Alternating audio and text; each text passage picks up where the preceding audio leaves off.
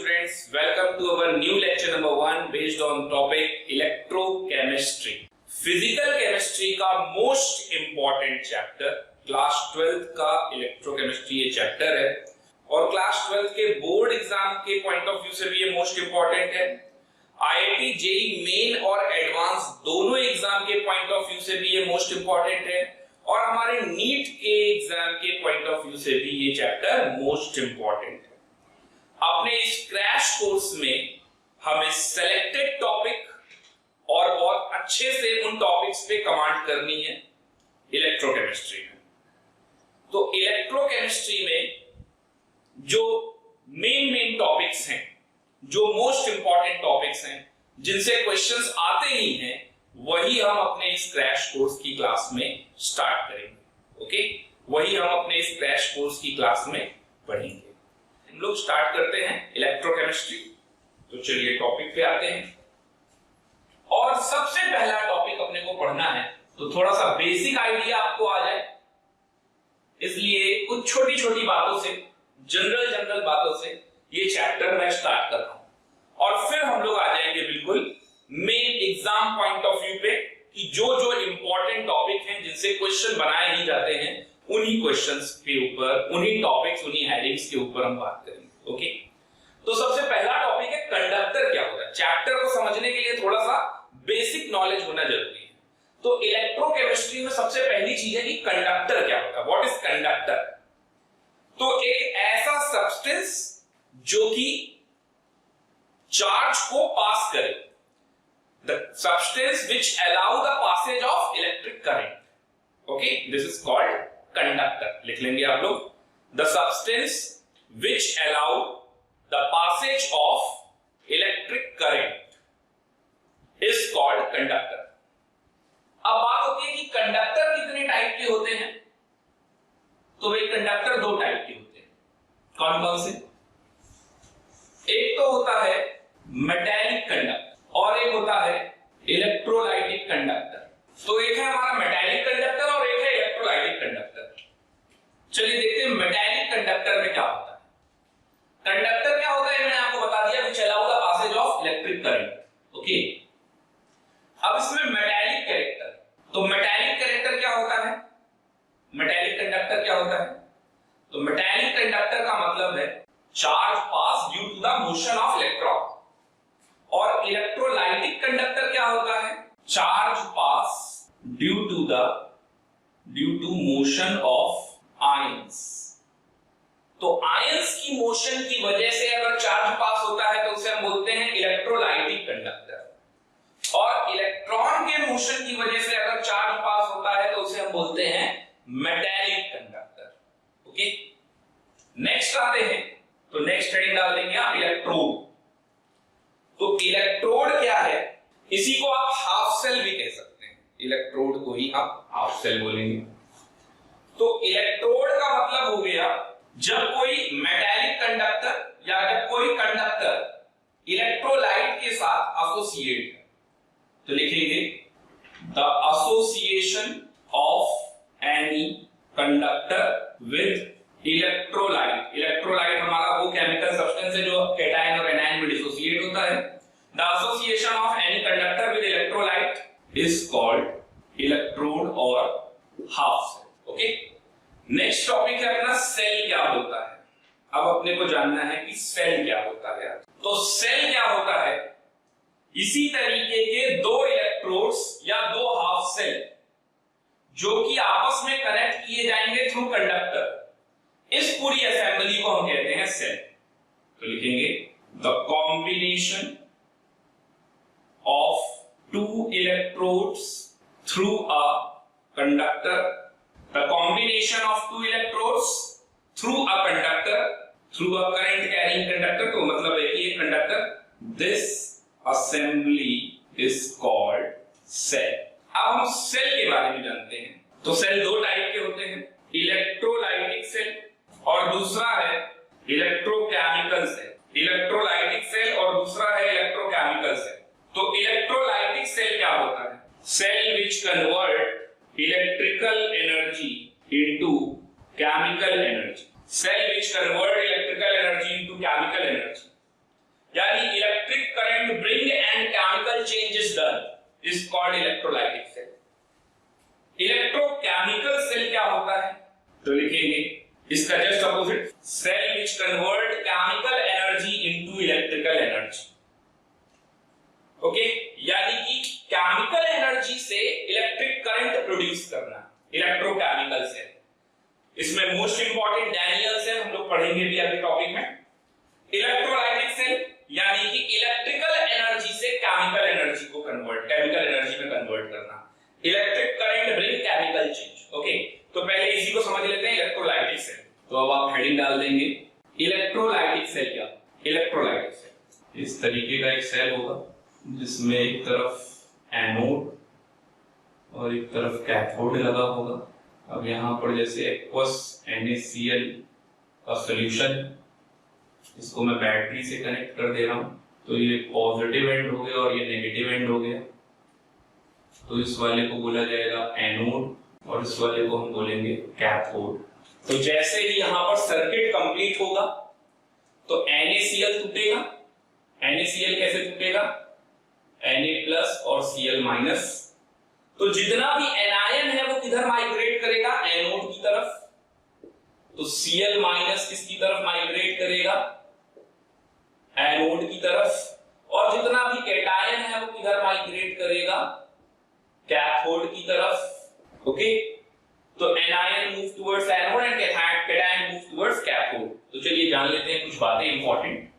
सबसे पहली बात तो ये कि ये non spontaneous redox reaction without battery, without external source. ये हमारा क्या है? External source. Without battery, without external source ये सेल पॉसिबल ही नहीं है, ये सेल वर्किंग में ही नहीं आएगा। क्योंकि जब तक सर्किट नहीं कंप्लीट होगा तब तक एनायन और कैटायन का माइग्रेशन नहीं होगा, करंट फ्लो नहीं होगा। तो करंट तभी फ्लो होगा जब ये सर्किट कंप्लीट होगा, एनायन एनोड की तरफ, कैटायन कैथोड की तरफ। तो यहां से इलेक्ट्रॉन मूव करेगा और इस तरफ इलेक्ट्रॉन आएगा। तो लिख लेंगे it is a non spontaneous redox reaction which is carried out through external source, which is carried out through external source like battery। अगर कोई non spontaneous redox reaction है तो इसका डेल्टा G कैसा होगा? Greater than 0। Non spontaneous process है तो delta G greater than 0, यानी कि नॉट फीजिबल। फीजिबल नहीं होगा अपने आप तो नहीं होने वाला। Delta G greater than 0। अब इस प्रोसेस में क्या होता है?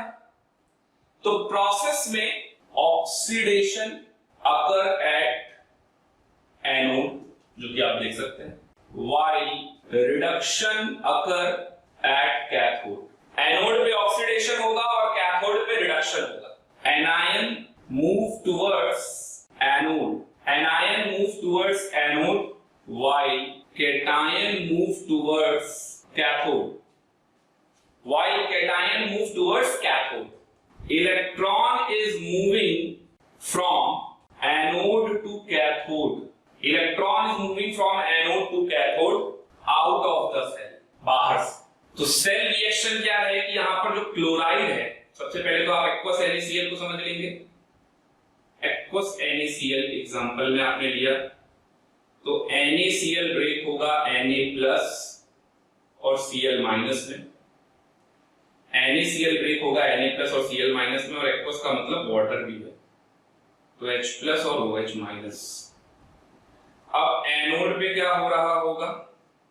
तो एनोड पे Cl- Cl और इलेक्ट्रॉन लूज कर रहा होगा। आगे हम अभी सेल रिएक्शन भी पढ़ेंगे, तो सेल रिएक्शन में यही Cl मिलकर क्या बना देते हैं? Chlorine gas. तो एनोड से क्लोरीन गैस भी निकल जाएगी। और कैथोड पे क्या होगा? तो कैथोड में अगर मैं यहां पर देखूं तो Na+ माइग्रेट हो रहा होगा, तो वो इलेक्ट्रॉन गेन करके Na+ Na की तरफ जाएगा। तो anion move towards anode and cation move towards cathode, ये माइग्रेशन होगा NaCl सॉल्यूशन यूज करके। इतना आप नोट कर लेंगे। तो ये थे बेसिक टर्म, ताकि आपको इलेक्ट्रोकेमिस्ट्री थोड़ा सा समझ में आने लग जाए कि चैप्टर में बेसिक टर्म्स का मतलब क्या है और क्या होने वाला है। इलेक्ट्रोलाइटिक सेल इतना इंपॉर्टेंट नहीं है जितना कि इलेक्ट्रोकेमिकल सेल है। तो हर साल जो क्वेश्चन भी पूछे जाते हैं वो सेल में अगर पूछा जाता है तो इलेक्ट्रोकेमिकल सेल से पूछा जाता है। ओके, तो यहां तक आप नोट कर लेंगे। और अब अपने को इंपॉर्टेंट टॉपिक्स पे चलना है। ये बेसिक टर्मिनोलॉजी तो कंप्लीट हो गई, तो यहां तक जल्दी से नोट करेंगे। तो चलते हैं नेक्स्ट टॉपिक पे। और अगला नेक्स्ट टॉपिक है, यहां से सबसे ज्यादा इंपॉर्टेंट अब क्वेश्चन अब स्टार्ट होंगे, क्योंकि अब हम लोग सिर्फ इलेक्ट्रोकेमिस्ट्री में जो इंपॉर्टेंट टॉपिक्स हैं, मेन टॉपिक्स हैं, वही कंप्लीट करेंगे। क्रैश कोर्स में इंपॉर्टेंट टॉपिक्स पे ही ज्यादा फोकस करना है, जो एग्जाम पॉइंट ऑफ व्यू से मोस्ट इंपॉर्टेंट है। जो नहीं आते हैं क्वेश्चंस, उनको पढ़ने से कोई फायदा नहीं है। ओके, तो नेक्स्ट टॉपिक है अपना इलेक्ट्रोकेमिकल सीरीज ईसीएस। ओके, चलिए देखिए, सबसे पहले तो अपने को क्या करना है, इलेक्ट्रोकेमिकल सीरीज एक बना लेनी है, जैसे मैंने ये बनाई है, आपको भी बनानी है। अब इलेक्ट्रोकेमिकल सीरीज में से रिलेटेड जो क्वेश्चंस आते हैं, कुछ ऐसे मेटल्स हैं जो कि मोस्ट पॉपुलर है, उनके बारे में, उनकी पोजीशन के बारे में आपको मालूम ही होना चाहिए। बट ज्यादातर क्वेश्चनों में फिर ये होगा कि उसका स्टैंडर्ड रिडक्शन पोटेंशियल मेटल का दिया जाएगा, और आप स्टैंडर्ड रिडक्शन पोटेंशियल से ये पता लगा लोगे कि कौन सा मेटल ज्यादा रिएक्टिव है या कौन सा मेटल लेस रिएक्टिव है। ओके, तो ये मैंने कुछ मेटल्स, कुछ एलिमेंट्स बना रखे हैं, इनमें मेटल नॉन मेटल दोनों ही है, तो कुछ एलिमेंट्स बना रखे हैं। और इलेक्ट्रोकेमिकल सीरीज एनसीईआरटी में जो बनी है उसका रिवर्स करके मैंने बनाया है। एनसीईआरटी में अगर आप देखोगे तो Li+ आपको सबसे नीचे दिखेगा और F2 सबसे ऊपर दिखेगा। मैंने थोड़ा अलग तरीके से इसको बनाया है। तरीका वही है, चाहे नीचे वाले को ऊपर करके पढ़िए या ऊपर वाले को नीचे पढ़ के समझ के करिए, बट आपको कॉन्सेप्ट क्लियर होना चाहिए। चलिए देखिए, तो यहां पर ये जो एलिमेंट्स आपको दिख रहे हैं, इनको इनके एसआरपी वैल्यू पे रखा गया है।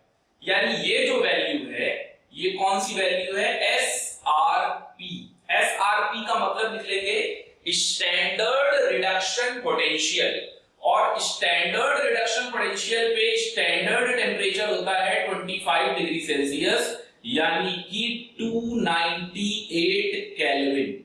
इस टेम्परेचर पर अगर कंसंट्रेशन स्टैंडर्ड की बात की जाए तो 1 मोलर, ओके, और अगर कोई गैस यूज हो रही है तो उसका प्रेशर 1 बार। तो ये स्टैंडर्ड कंडीशन होती है। इन स्टैंडर्ड कंडीशन पे इनका रिडक्शन पोटेंशियल नोट किया गया है, और उसके बेसिस पे ये पूरी इलेक्ट्रोकेमिकल सीरीज बनाई गई है। इसे आप रिएक्टिविटी सीरीज भी कह सकते हो। तो एलिमेंट कौन सा कहां पे रखना है, तो लिथियम को मैंने सबसे ऊपर रखा है, क्योंकि लिथियम हमारा कैसा होता है, मोस्ट पावरफुल रिड्यूसिंग एजेंट, यानी ये बेस्ट रिड्यूसिंग एजेंट। ओके, ये सब एक्वस सॉल्यूशन में है। और अगर आप F2 को देखोगे तो ये है बेस्ट ऑक्सीडाइजिंग एजेंट। एलिमेंट्स को अगर उनके स्टैंडर्ड रिडक्शन पोटेंशियल के ऑर्डर में अरेंज किया जाए तो ये बन जाती है अपनी इलेक्ट्रोकेमिकल सीरीज। अब आप देखेंगे यहां पर इन एलिमेंट्स को कैसे लिखा गया है, तो मेटल जो भी होगा वो रिडक्शन क्या शो करेगा। अब मेटल का रिडक्शन कराना है, तो मेटल का रिडक्शन कभी नहीं होता। ये हम लोग कॉमन लैंग्वेज में बोलते हैं कि कॉपर का रिडक्शन हो गया, कॉपर रिड्यूस हुआ। कॉपर क्यों रिड्यूस होगा, कॉपर रिड्यूस होकर Cu- में जाएगा क्या, तो मेटल आयन का रिडक्शन होगा और नॉन मेटल का रिडक्शन हो जाएगा। तो यहां पर आप देखेंगे कि Li+ का रिडक्शन हो रहा है और किसमें जा रहा है, Li में। तो E नॉट ऑफ, नॉट का मतलब स्टैंडर्ड कंडीशन, E का मतलब EMF इलेक्ट्रोड पोटेंशियल, तो standard electrode potential of Li+ by Li कितना है, माइनस का 3.05 वोल्ट। तो जिस किसी का भी SRP value standard reduction potential जितना ज्यादा नेगेटिव होगा वो उतना अच्छा रिड्यूसिंग एजेंट होगा, यानी वो सबसे ज्यादा रिएक्टिव होगा, यानी कि वो दूसरे मेटल को रिप्लेस कर देगा और खुद ऑक्सीडाइज हो जाएगा। ओके, अब बात करते हैं नीचे के साइड पे। तो जिसका भी स्टैंडर्ड रिडक्शन पोटेंशियल जितना ज्यादा हाईली पॉजिटिव होगा वो उतना अच्छा ऑक्सीडाइजिंग एजेंट होगा। तो सबसे ज्यादा ई नॉट वैल्यू पॉजिटिव में मिलती है F2 के केस में, यानी कि F2 हमारा क्या हो जाएगा, बेस्ट ऑक्सीडाइजिंग एजेंट। यानी फ्लोरीन खुद रिड्यूस होगा तो दूसरे को क्या करेगा, ऑक्सीडाइज। फ्लोरीन को कोई भी ऑक्सीडाइज नहीं कर सकता, फ्लोरीन खुद क्या होगा, रिड्यूस, तो दूसरे सबको क्या कर देगा, ऑक्सीडाइज। तो ये हो गया best oxidising agent. In the same way lithium खुद हमेशा क्या होगा, ऑक्सीडाइज, तो दूसरे को क्या करेगा, रिड्यूस। ओके, तो Li जाएगा Li+ में हमेशा, और यहां पर जो वैल्यू दी गई है वो E नॉट ऑफ Li+/Li की वैल्यू दी गई। एक बात और आपको बता दी है कि हमेशा SRP वैल्यू, बल्कि आप यहां लिख लीजिए, standard reduction potential is equal to minus times of SOP, standard oxidation potential. ये आपने 12th क्लास में पढ़ा भी होगा, फिर भी मैं क्रैश कोर्स में आपका रिवाइज करा देता हूं। तो standard reduction potential is equal to minus times of SOP, standard oxidation potential. Example के तौर पे आप देखिए, जैसे E naught of Li+/Li, exam में आपको कंफ्यूज भी किया जाए, हो सकता है आपको ये वैल्यू ना देकर दूसरे की वैल्यू दे दे, यानी SRP की जगह SOP दे दे। अब आप पॉजिटिव देख के समझ गए कि वो ऑक्सीडाइजिंग एजेंट होगा, तो ये गलत है। अब आप कहोगे कि लिथियम होगा तो हम पता ही कर लेंगे, जरूरी है क्या ऐसा ही हो? क्वेश्चन तो ऐसे भी आ सकता है, 4 एलिमेंट है ABCD और इनका स्टैंडर्ड रिडक्शन पोटेंशियल या स्टैंडर्ड ऑक्सीडेशन पोटेंशियल गिवन है, तो बताओ कौन ज्यादा रिएक्टिव है, कौन लीस्ट रिएक्टिव है। तो क्वेश्चन तो ऐसे भी पूछा जा सकता है।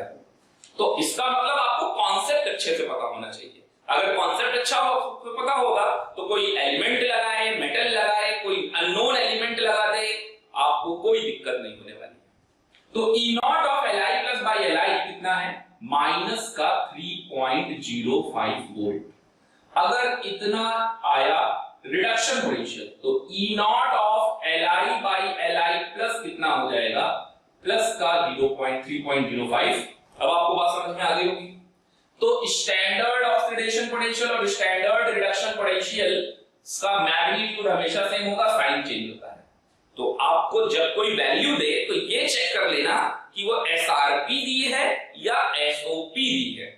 ओके, और यहां पर जो मैं बात बता रहा हूं आपको, वो बात क्या बता रहा हूं, greater the SRP value, SRP value, greater the SRP value. अब greater the SRP value negative में कि पॉजिटिव में, तो हम इसको इस तरीके से लिख लेते हैं, more negative the SRP value, more negative the SRP value, greater will be the reducing agent, greater will be the strength of reducing agent. Okay, ठीक इसी तरीके से मोर पॉजिटिव द SRP, मैं SOP पे बात ही नहीं कर रहा हूं, आप SRP पे याद रखो सारी चीजें, बहुत ज्यादा चीजें स्टेटमेंट पढ़ते जाओगे तो कंफ्यूज हो जाओगे।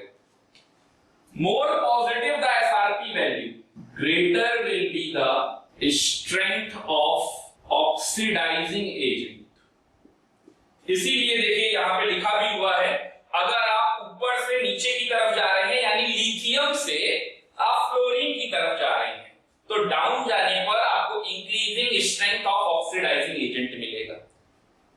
जैसे जैसे आप नीचे की तरफ जाएंगे, SRP value more positive, negative से 0 और 0 से पॉजिटिव। 0 कहां आता है, यहां पर आता है। E नॉट ऑफ H+Ion/H2 कितना होता है, 0 volt. Okay, this is the reference point, इन्हीं के रिस्पेक्ट में तो अरेंज किए गए हैं सब, जो आप लोगों ने क्लास 12 में पढ़ा होगा, स्टैंडर्ड हाइड्रोजन इलेक्ट्रोड, फिर गैलोमल इलेक्ट्रोड, तो उन्हीं के रिस्पेक्ट में तो अरेंज किए गए। बाकी सारे अननोन मेटल्स को मान के उनका स्टैंडर्ड रिडक्शन पोटेंशियल निकाला गया। ओके, वो कैसे निकालते हैं वो भी अभी आएगा नेक्स्ट इक्वेशन की हेल्प से। तो more positive the SRP value, greater will be the strength of oxidising agent का मतलब हुआ कि जैसे जैसे आप डाउन में जा रहे हैं, नीचे की तरफ जा रहे हैं स्टेबल में, तो वैसे वैसे आपकी SRP value negative, more negative से लेस नेगेटिव, लेस नेगेटिव से 0, 0 से पॉजिटिव और पॉजिटिव से मोस्ट पॉजिटिव। तो SRP वैल्यू इंक्रीज हो रही है पॉजिटिव में इंक्रीज होगी तो strength of oxidising oxidising agent बढ़ेगा। और अगर नीचे से ऊपर की तरफ जा रहे हैं तो एसआरपी वैल्यू नेगेटिव में बढ़ रहा है, और नेगेटिव में बढ़ेगा तो increasing strength of reducing agent, इसीलिए ये बेस्ट रिड्यूसिंग एजेंट हो गया और ये बेस्ट ऑक्सीडाइजिंग एजेंट हो गया। यहां तक की बात है आपको समझ में आ गई।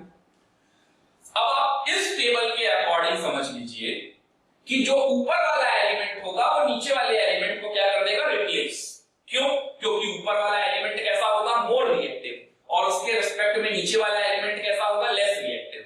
जैसे लिथियम और पोटेशियम का अगर सेल बनाया जाए तो लिथियम और पोटेशियम में से कौन ऑक्सीडाइज होगा और कौन रिड्यूस होगा। एक्वस सॉल्यूशन में 10th क्लास में थोड़ा सा लिखा हुआ है, पोटेशियम ऊपर होता है, मोर रिएक्टिव होता है, लेकिन वो सॉलिड होता है, एक्वस सॉल्यूशन में नहीं। एक्वस सॉल्यूशन में जो बताया जा रहा है वो बिल्कुल सही है। तो लिथियम और पोटेशियम में कौन ऑक्सीडाइज होगा और कौन रिड्यूस होगा, तो लिथियम और पोटेशियम में लिथियम ऑक्सीडाइज होगा और पोटेशियम रिड्यूस होगा। अब आप ध्यान दीजिएगा, मैंने क्या बोला, लिथियम ऑक्सीडाइज होगा और पोटेशियम रिड्यूस होगा। ये स्टेटमेंट गलत है। स्टेटमेंट सही क्या होना चाहिए, टेक्निकल मिस्टेक है इसमें। लिथियम ऑक्सीडाइज होगा और पोटेशियम आयन रिड्यूस होगा। पोटेशियम थोड़ी ना रिड्यूस हो जाएगा। अगर पोटेशियम रिड्यूस होगा तो कहां जाएगा, K से K माइनस, वो तो हो नहीं सकता, तो K प्लस से K जाएगा। तो ये हमेशा याद रखिएगा, मेटल कभी भी रिड्यूस नहीं होता, मेटल आयन रिड्यूस होता है। मेटल में मेटल सिर्फ और सिर्फ क्या होता है, ऑक्सीडाइज।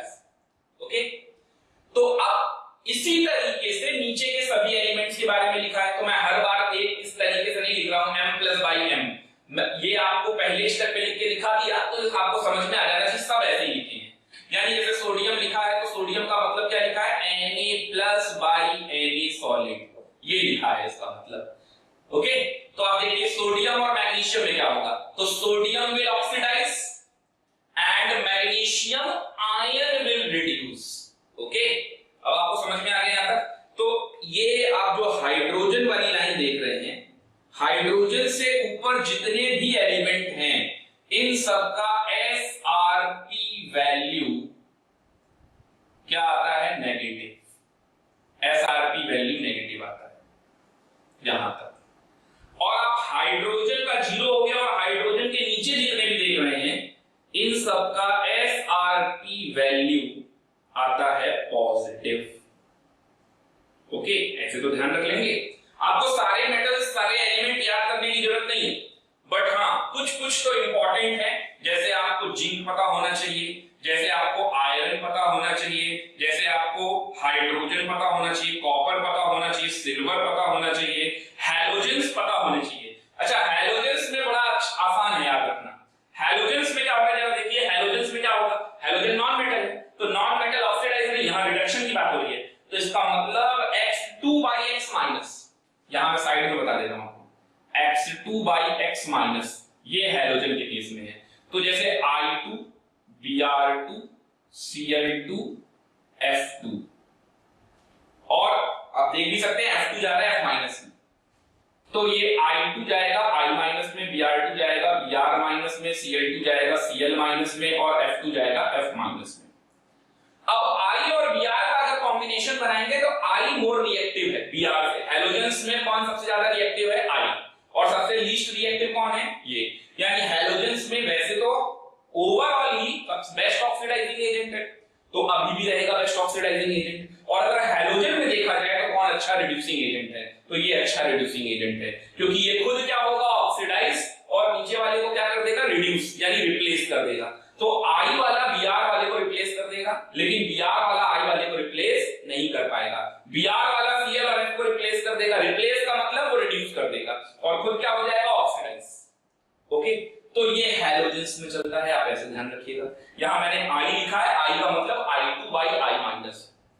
ओके, तो ये इतने मेटल्स हैं, और जैसे आपको sodium, calcium, magnesium, barium, lithium, potassium, इतने तो पता ही होने चाहिए। अब देखिए मैंने इसको कैसे बनाया है, आप भी बना सकते हो।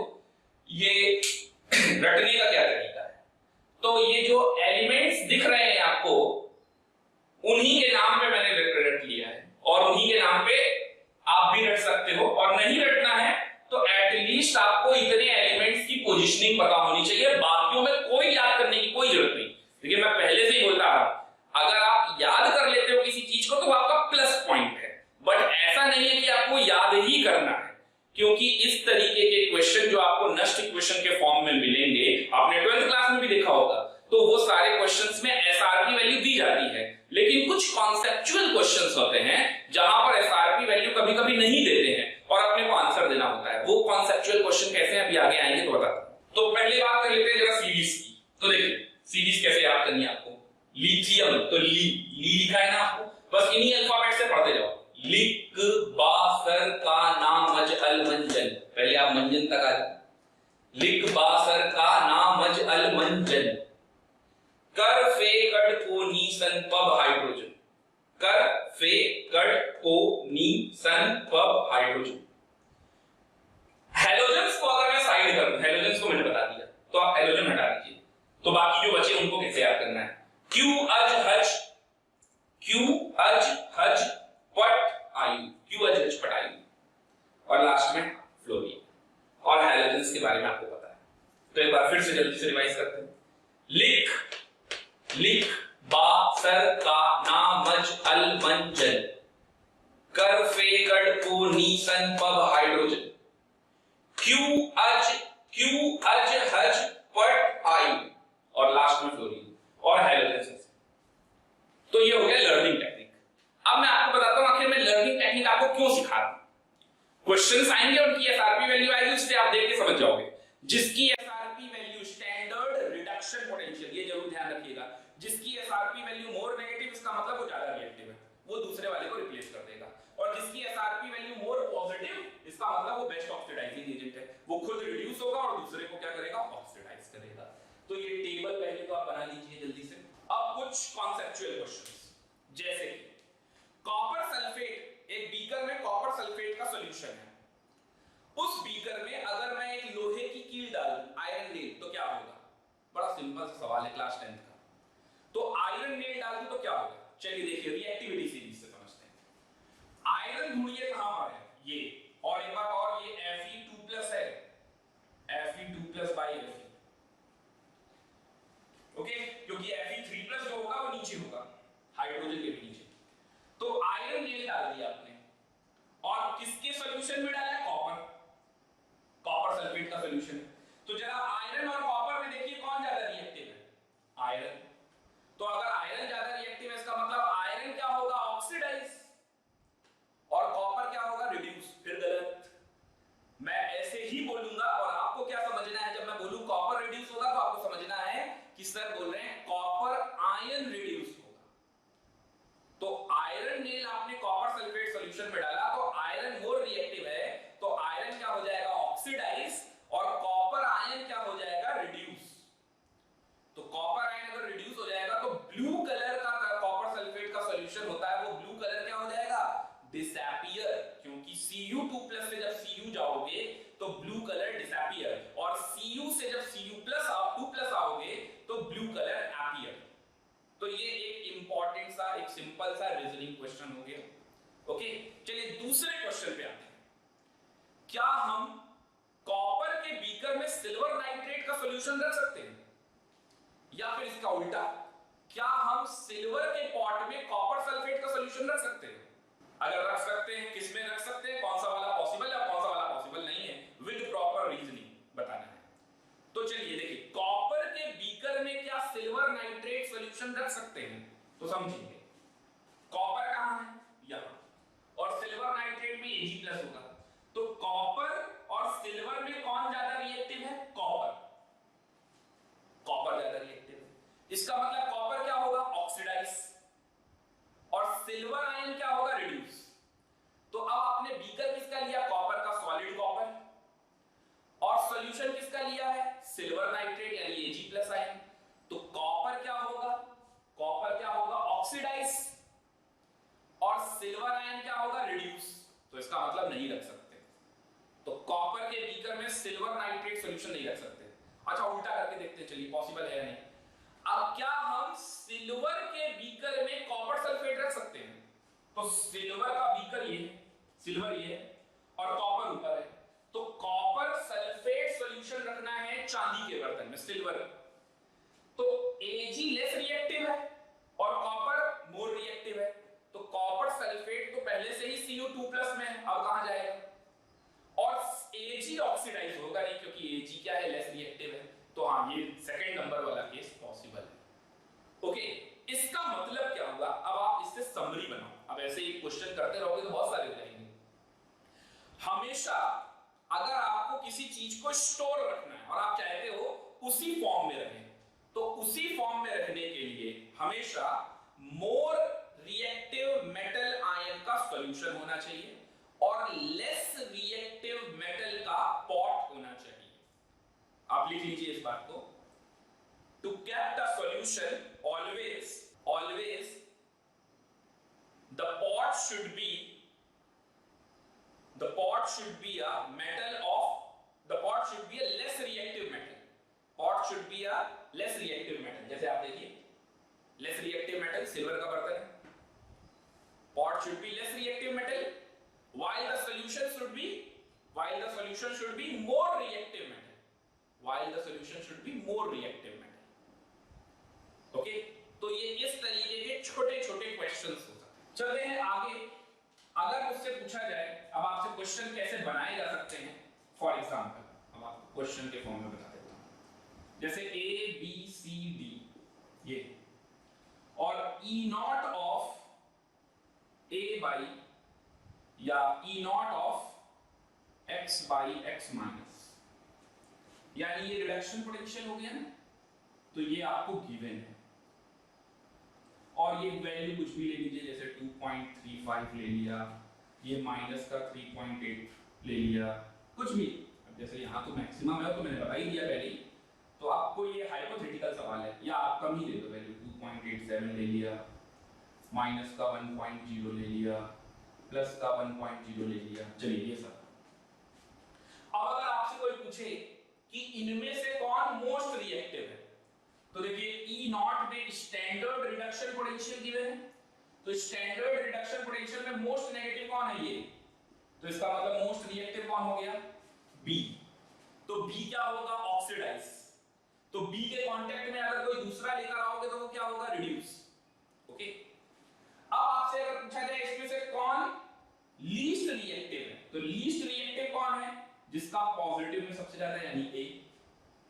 तो इसमें मोस्ट रिएक्टिव कौन हो जाएगा, लिख लेंगे, मोस्ट रिएक्टिव वो हो जाएगा बी, और लीस्ट रिएक्टिव कौन हो जाएगा, लीस्ट रिएक्टिव हो जाएगा ए।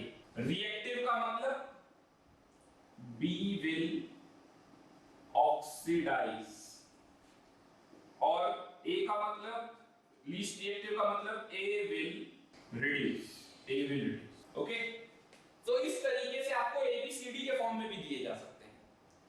और किसका सॉल्यूशन बनेगा और कौन ऑक्सीडाइज होगा, कौन रिड्यूस होगा, ये सब आप ई नॉट वैल्यू से डिफाइन करोगे। आप तो कोई इलेक्ट्रोकेमिकल सीरीज की जरूरत नहीं है। ओके, तो ये आप नोट कर लीजिए।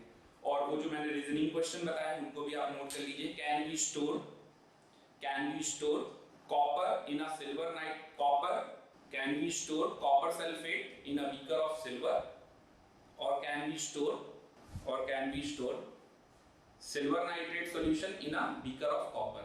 ओके, तो इन क्वेश्चनों को भी नोट कर लीजिएगा। अब एक चीज आपको और बतानी है, जैसे अभी मैंने आयरन नेल और कॉपर सल्फेट का सॉल्यूशन की बात की, तो आयरन नेल और कॉपर सल्फेट की जो सॉल्यूशन की मैंने बात की उसी पर बेस्ड कि ये बीकर है, बीकर में कॉपर सल्फेट है और इसमें मैंने Fe नेल, आयरन नेल डाल दी, तो क्या होगा। तो देखिए एक्चुअल में सेल रिएक्शन क्या है, और ये तो मैंने आपको लॉजिकली बताया कि ऐसा क्यों हो रहा होगा रिएक्टिविटी सीरीज के थ्रू।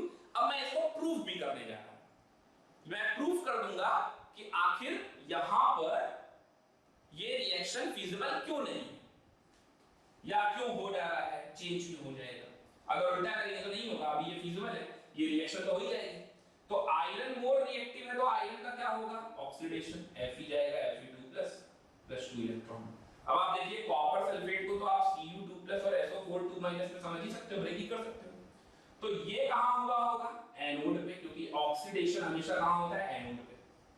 और रिडक्शन के लिए Cu2 प्लस उसी 2 इलेक्ट्रॉन को गेन करके क्या बना देगा, Cu। तो आप देख सकते हैं आयरन Fe के फॉर्म में नहीं बल्कि फेरस सल्फेट के फॉर्म में आ जाएगा, और कॉपर सल्फेट किसमें कन्वर्ट हो जाएगा, कॉपर में। तो ये हुई सेल रिएक्शन और ये कहां हुई होगी? कैथोड पे। अब जब आप इसको इससे नेक्स्ट सेल रिएक्शन बनाओगे तो आएगा Fe plus Cu2 plus gives up Fe2 plus Cu। ये आ गया आपका नेट सेल रिएक्शन। अच्छा, अब E0 वैल्यू की बारी आती है। तो E0 वैल्यू का डेटा आपको और मिल जाए। अगर आपको E0 वैल्यू का डेटा और मिल जाए तो आपको पता चल जाएगा। ओके, अब देखिए यहां पर आप Fe2 प्लस वाले का डेटा लिख लीजिए। E0 of Fe2 plus by Fe ये होता है माइनस का 0.44 वोल्ट। एक बार आप एनसीईआरटी से कंफर्म भी कर लीजिए। ओके, तो चलिए देखते। तो अब अगर ये इसका रिडक्शन पोटेंशियल है तो इसका ऑक्सीडेशन कितना होगा? ये तो ऑक्सीडाइज हो रहा है ना, तो इसका मतलब यहां पर E0 अगर आप लिखोगे तो कितना आ जाएगा? प्लस का 0.44 वोल्ट। और यहां कॉपर वाले से आते हैं, तो कॉपर वाले से अगर आएंगे तो कॉपर का रिडक्शन पोटेंशियल कितना होता है? तो कॉपर ये रहा Cu2 प्लस बाई Cu, ये होता है प्लस का 0.34 वोल्ट। ये तो आप याद ही रखो। तो ये कॉपर का रिडक्शन ही है, तो यहां पर E0 की वैल्यू हो गई प्लस का 0.34 वोल्ट। ओके, अब आप इसको ऐड कर दोगे तो E0 नेट सेल का रिएक्शन E सेल नॉट है ना, तो standard EMF of the cell क्या आ जाएगा? E0, ये वैल्यू आ जाएगी आपकी 0.78 वोल्ट। ओके, अब आपने एक रिलेशन पढ़ा था 11th क्लास में थर्मोडायनामिक्स में, वो क्या था? वो रिएक्शन, वो स्टेटमेंट था delta G is equal to minus NF E cell. Delta G is equal to minus NF E cell. अब आप देखो यहां पर F तो फैराडे होता है 96,500, N क्या है? नंबर ऑफ इलेक्ट्रॉन एक्सचेंज, तो N की वैल्यू है 2, F की वैल्यू है 96,500। E सेल आपका कैसा है? तो आपको इसमें नष्ट इक्वेशन और लगानी पड़ेगी, आपको E सेल पॉजिटिव मिल जाएगा। तो अगर ये E सेल हमारा पॉजिटिव आया तो ये डेल्टा G हमारा कैसा आएगा? नेगेटिव। इसका मतलब ये रिएक्शन क्या हो जाएगी? फीजिबल हो जाएगी। तो इसका ईएमएफ अगर आप निकालेंगे, अभी तो ये E0 आया है, नेक्स्ट इक्वेशन लगेगी तो E सेल भी आ जाएगा। तो इसका E सेल पॉजिटिव आएगा तो डेल्टा G नेगेटिव आएगा, यानी ये रिएक्शन फीजिबल है। अब आप इसका उल्टा करोगे तो आपका E सेल कैसा आएगा? नेगेटिव, और माइनस माइनस क्या हो जाएगा? प्लस। तो डेल्टा G कैसा हो जाएगा? पॉजिटिव। इसका मतलब ये रिएक्शन कभी भी फीजिबल नहीं होगी। तो हम न्यूमेरिकली इस चीज को सॉल्व करके प्रूव कर सकते हैं कि कौन सी रिएक्शन फीजिबल होगी और कौन सी नहीं होगी, और लॉजिकली हम इलेक्ट्रोकेमिकल सीरीज की हेल्प से बता सकते हैं कि क्या ये रिएक्शन फीजिबल है या नहीं। ओके, तो इतना नोट कर लेंगे आप, ये क्वेश्चन भी नोट कर लीजिएगा। तो चलते हैं अगले टॉपिक पे, और अगला टॉपिक है अपना सेल रिएक्शन। ये भी मोस्ट इंपॉर्टेंट है, तो हेडिंग डाल देंगे आप सेल रिएक्शन। तो अब मुझे इलेक्ट्रोलाइट के बारे में पता होगा और उस सेल रिएक्शन के बारे में मुझे मालूम होना चाहिए कि मेटल, जो इलेक्ट्रोड मेटल का है वो कैसा है। उसके बेसिस पे हम ये बता सकेंगे कि एनोड पे क्या होने वाला है और कैथोड पे क्या होने वाला है। एनोड पे कौन डिस्चार्ज होगा और कैथोड पे कौन डिस्चार्ज होगा।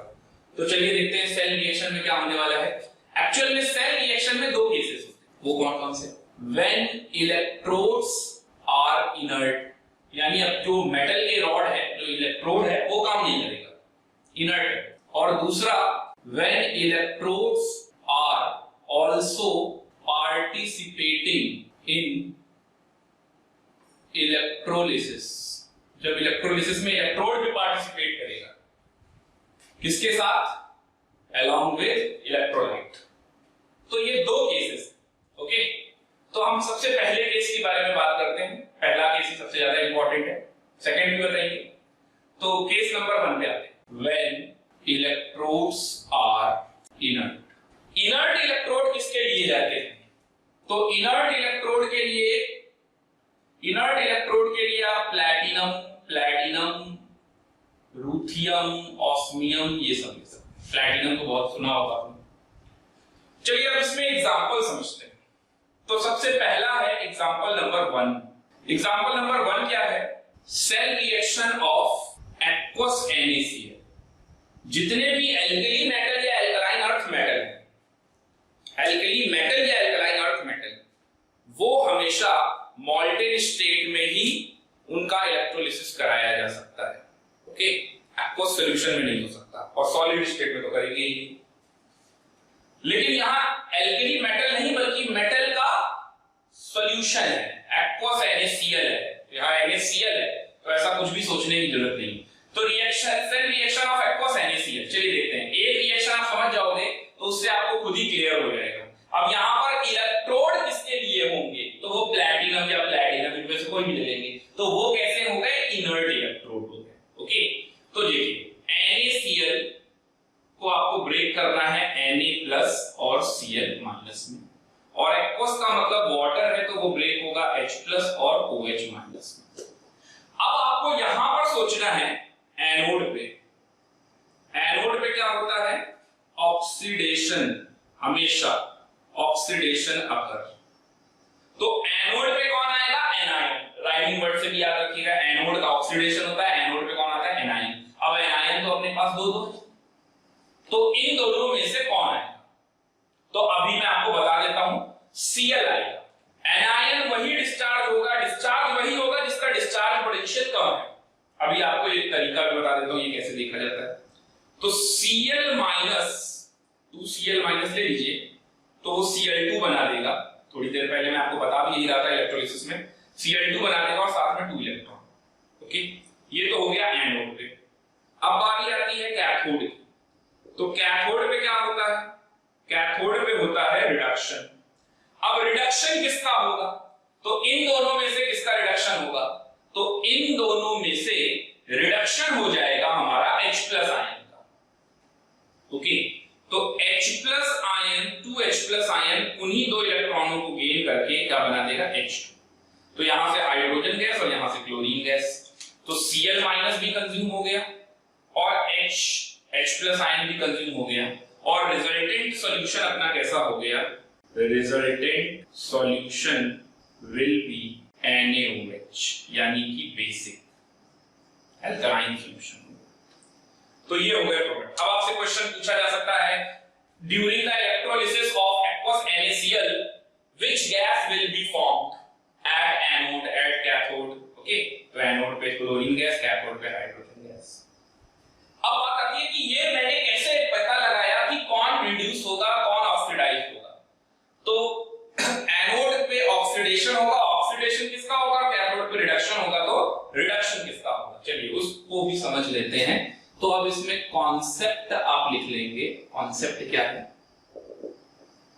तो पहली बात करते हैं फॉर एनायन। एक बात तो आप समझ लीजिए कि डिस्चार्ज वही होता है जिसका डिस्चार्ज पोटेंशियल कम होता है। एनायन के केस में ऐसे एनायन जिनमें इलेक्ट्रॉन होल्डिंग टेंडेंसी बहुत अच्छी है, उनका डिस्चार्ज पोटेंशियल ज्यादा होगा। किसके रिस्पेक्ट में, OH- के रिस्पेक्ट में। तो ऐसे कौन कौन से हो सकते हैं, जैसे sulphate, carbonate, nitrate, phosphate etcetera, ये सब। अगर इन सबको आप कंपेयर करोगे हाइड्रोक्साइड आयन से, तो इनका डिस्चार्ज पोटेंशियल ज्यादा है, greater discharge potential with respect to OH-। Okay, अब बात करते हैं उनकी जिनकी इलेक्ट्रॉन होल्डिंग टेंडेंसी बहुत कम है, तो वो कैसे पहचानेंगे, जैसे Cl-, Br-, I-, okay, S2-, P3-, इस तरीके जिनका साइज बड़ा होगा। तो ऐसे एनायन जो होंगे उनमें उनका न्यूक्लियस अपने वैलेंस इलेक्ट्रॉन को होल्ड करने की टेंडेंसी कम रखता होगा, जैसे I- उठा लीजिए। अब आयोडीन का साइज कितना बड़ा है, तो I- में जो वैलेंस शेल का जो इलेक्ट्रॉन होगा उसको न्यूक्लियस आयोडीन का होल्ड नहीं कर पा रहा होगा उतना अच्छा, यानी उसकी इलेक्ट्रॉन होल्डिंग टेंडेंसी क्या है, कम, यानी वो पहले डिस्चार्ज हो जाएगा। यही रीजन था कि यहाँ Cl- और OH- में कौन डिस्चार्ज हुआ, तो Cl- का डिस्चार्ज पोटेंशियल कम है क्योंकि यहाँ पर इलेक्ट्रॉन होल्डिंग टेंडेंसी इसकी कम है, तो ये डिस्चार्ज हो गया, OH नहीं हुआ। तो ये वो हैं जिनका लेसर डिस्चार्ज पोटेंशियल है, किसके रिस्पेक्ट में, again with respect to OH। Okay, तो इन सब का ग्रेटर है डिस्चार्ज पोटेंशियल और इन सब का लेसर है डिस्चार्ज पोटेंशियल। तो एनायन में तो आपको ऐसे पता लगाना है। अब बात करते हैं केटायन की, क्योंकि यहां पर इलेक्ट्रोकेमिकल सीरीज से भी आप पता लगा सकते थे, लेकिन इलेक्ट्रोकेमिकल सीरीज में इतने सारे आयन नहीं मिलेंगे। देखिए इलेक्ट्रोकेमिकल सीरीज कोई छोटी मोटी नहीं है, इलेक्ट्रोकेमिकल सीरीज इतनी बड़ी है कि कोई बना ही नहीं सकता है। आप सोचिए इतने सारे मेटल्स हैं और मेटल्स में कितने डिफरेंट डिफरेंट टाइप के ऑक्सीडेशन स्टेट हैं, तो सबका रिडक्शन पोटेंशियल लिख पाना और उसको याद कर पाना इट इज इम्पॉसिबल, कभी नहीं, कोई नहीं कर सकता। तो वैल्यू देख के ही आप बता सकते हैं। बट जैसा कि मैंने बताया कुछ कॉन्सेप्चुअल क्वेश्चंस जब आ जाते हैं तो उनके लिए आपको पोजीशनिंग पता होनी चाहिए, कौन ऊपर होगा और कुछ कौन नीचे होगा। तो ऐसे 2-4 एलिमेंट हैं जो इंपॉर्टेंट है, जो मैंने कुछ लिखवाए हैं, थोड़े से ज्यादा लिखा दिए, तो वो आपको पता होने चाहिए। चलिए फॉर कैटायन की बात करते हैं। फॉर कैटायन, अब कैटायन में कैसे देखना है, तो जो आपको एसआरपी वैल्यू बताया था ना, standard reduction potential, okay, SRP value is inversely proportional to discharge potential। अब आप इस कॉन्सेप्ट का जरा यूज करो जो आपको रिएक्शन पढ़ाई है। Na प्लस और H प्लस, तो E naught of Na plus by Na ये नेगेटिव होगा, है ना, और E नॉट ऑफ H2 तो हाइड्रोजन, तो E naught of H plus ion by H2 या H2 by H plus ion zero ही होता है, तो जीरो होगा। तो अब आप ये सोचो कि इसमें SRP वैल्यू ज्यादा किसका है, विद साइन आपको यूज करना है। SRP वैल्यू आप यहां पे लिख भी लेंगे विद साइन, साइन भी यूज कर लेंगे, साइन के साथ जैसे आप मैथ में पढ़ते हैं। तो ये नेगेटिव वैल्यू है, जीरो वैल्यू है, बड़ी वैल्यू है, SRP वैल्यू बड़ी है। अगर यहां पर SRP वैल्यू बड़ी है तो इसका डिस्चार्ज पोटेंशियल क्या होगा, ओके, देखिए यहां पर कौन डिस्चार्ज हुआ, H प्लस आयन डिस्चार्ज हुआ। H प्लस आयन डिस्चार्ज हुआ क्यों हुआ, क्योंकि इसका डिस्चार्ज पोटेंशियल कम रहा और इसका डिस्चार्ज पोटेंशियल कम रहा, इसका मतलब इसका SRP वैल्यू ज्यादा है। तो H प्लस आयन का H का SRP वैल्यू ज्यादा है, इस वजह से इसका डिस्चार्ज पोटेंशियल कम है, तो यही डिस्चार्ज होगा।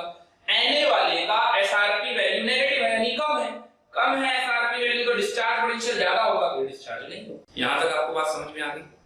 लेकिन अगर किसी सेल में सोडियम के साथ मरकरी लिया गया है तो वहां पर ये चीज नहीं देखिएगा, वहां पर सोडियम ही डिस्चार्ज होगा। एग्जांपल कास्टनर केल्नर सेल 11th क्लास में पढ़ा होगा आपने, क्योंकि वहां पर NaHG का एलॉय बन जाता है, अमलगम, ओके, सिर्फ वहां पर ये कॉन्सेप्ट नहीं लगता, बाकी हर जगह।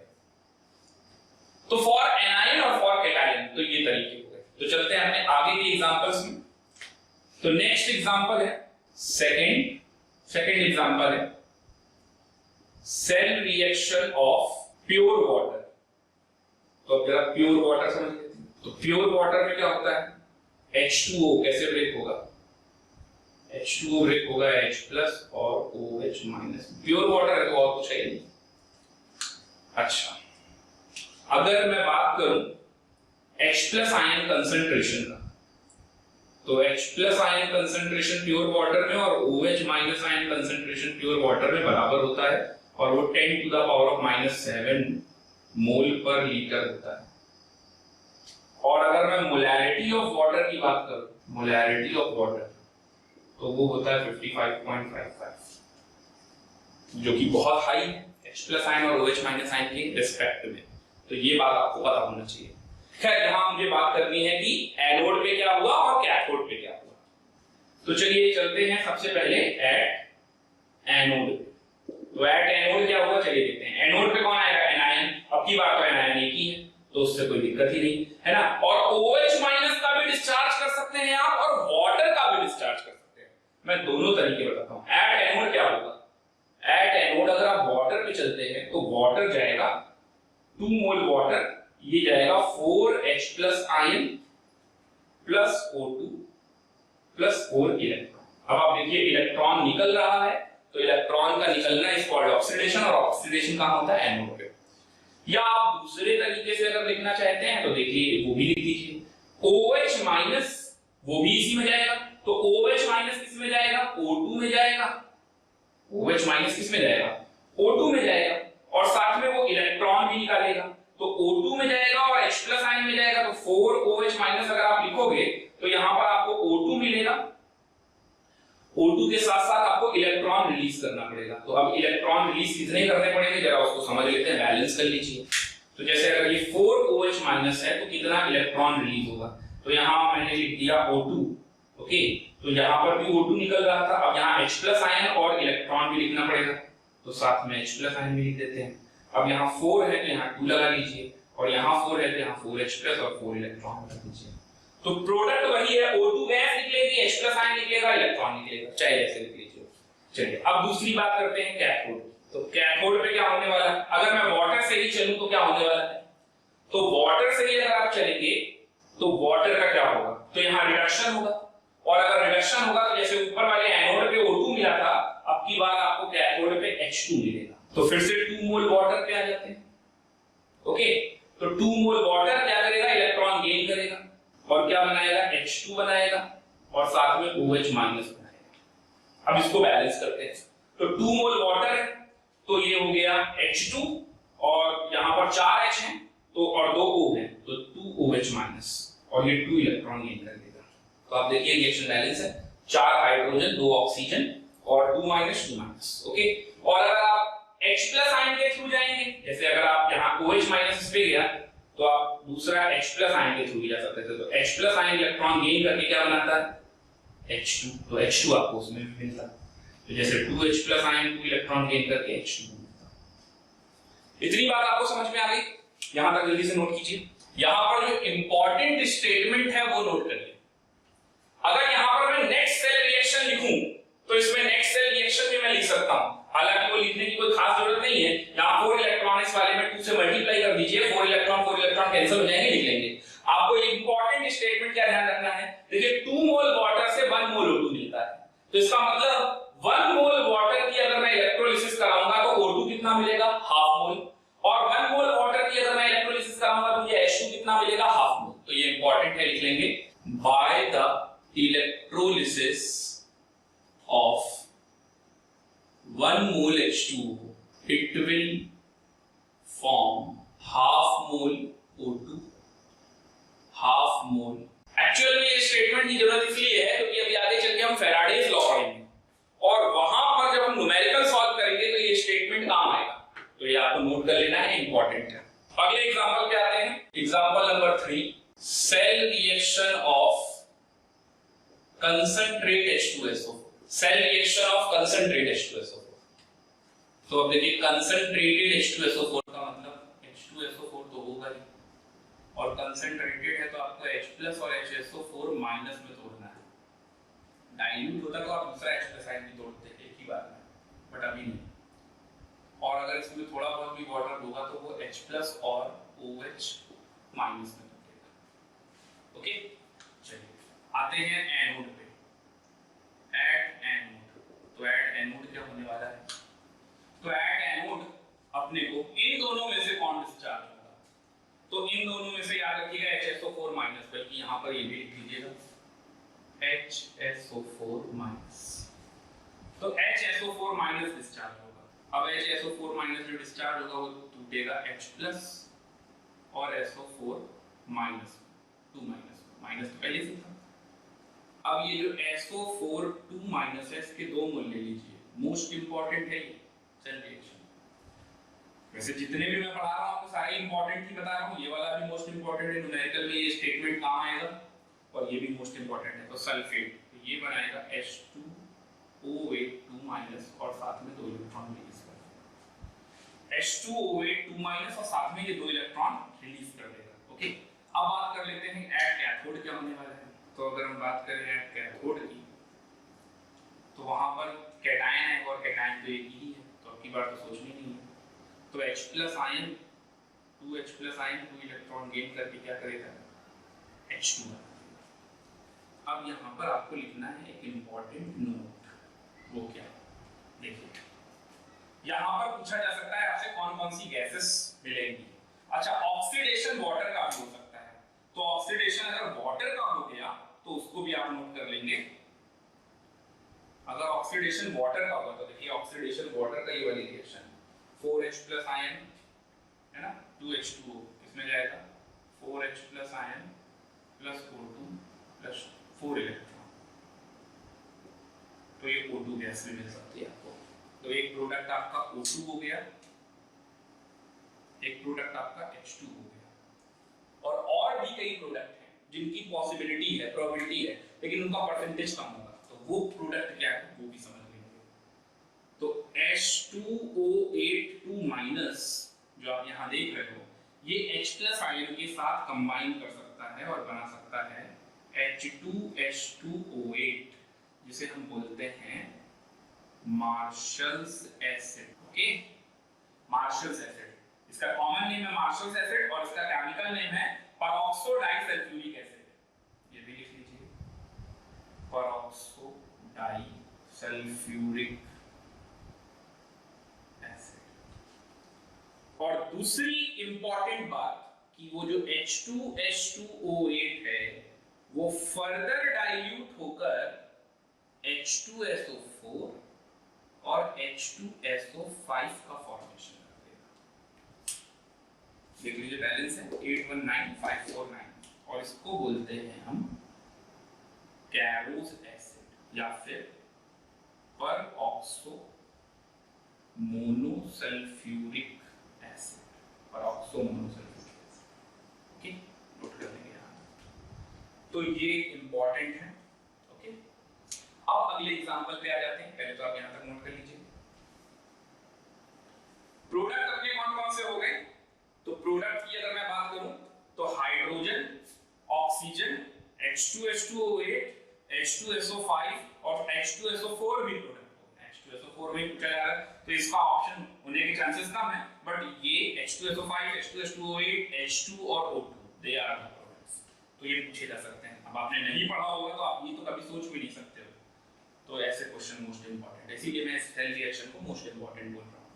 Example number 4, cell reaction of aqueous copper sulfate, cell reaction of aqueous copper sulfate। अब देखिए, कॉपर सल्फेट और aqueous का मतलब वाटर, तो ये ब्रेक होगा Cu2+ SO4 2- और वाटर H+ और OH-। सिर्फ इलेक्ट्रोलिसिस ही ऐसा प्रोसेस है जहां पर आप वाटर को H+ आयन और OH- आयन में ब्रेक करके लिख सकते हो, बाकी कोई नहीं। ओके, यहां तक तो आपको क्लियर हो गया। तो चलते हैं एट एनोड। तो एनोड पे क्या होगा? ऑक्सीडेशन। ऑक्सीडेशन किसका होगा? एनायन का। एनायन कौन सा है? ये और ये अभी आपको पढ़ाया था।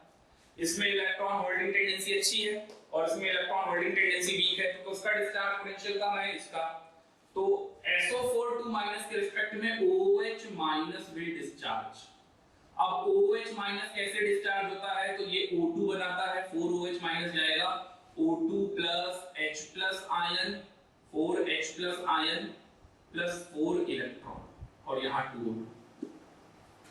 हालांकि आप इसको और सिंपलीफाई कर सकते हैं कि आप यहाँ पर 2OH- आयन ले लें तो यहाँ से O2 बन जाएगा, तो यहाँ पर 2H+ आयन बन जाएगा और यहाँ 2 इलेक्ट्रॉन बन जाएगा। ये भी पॉसिबल है, बिल्कुल। एनोड पे तो ये हो गया। अब बात करते हैं कैथोड की। तो एट कैथोड, अब आप देखो कैथोड पे कौन डिस्चार्ज होगा? कैथोड पे वो डिस्चार्ज होगा, डिस्चार्ज पोटेंशियल कम है, और डिस्चार्ज पोटेंशियल किसका कम होता है? जिसका एसआरपी वैल्यू ज्यादा। तो इसका 0 है और इसका 0.34 है, तो इसका मतलब एसआरपी वैल्यू इसका ज्यादा है, तो इसका डिस्चार्ज पोटेंशियल कम है, तो ये डिस्चार्ज होगा। तो Cu2+ वही 2 इलेक्ट्रॉन गेन करके कॉपर सॉलिड में डिपॉजिट हो जाएगा। तो इसका मतलब यहां से OH- आयन डिस्चार्ज हो गया और यहां से Cu2+ डिस्चार्ज हो गया, तो रिजल्टेंट सॉल्यूशन क्या बन गया? Resultant solution will be acidic, क्योंकि H2SO4 बन जाएगा। यहां तक समझ में आया? अब इसी सेल रिएक्शन को आपको देखना है दूसरे केस में, जब इलेक्ट्रोड भी पार्टिसिपेटिंग होगी। तो आप आ जाते हैं केस नंबर 2 पे। When electrodes are also participating, when electrodes are also participating, और इसमें भी जो एग्जांपल लेना है वो लेना है एक्वस कॉपर सल्फेट। चलिए देखते हैं।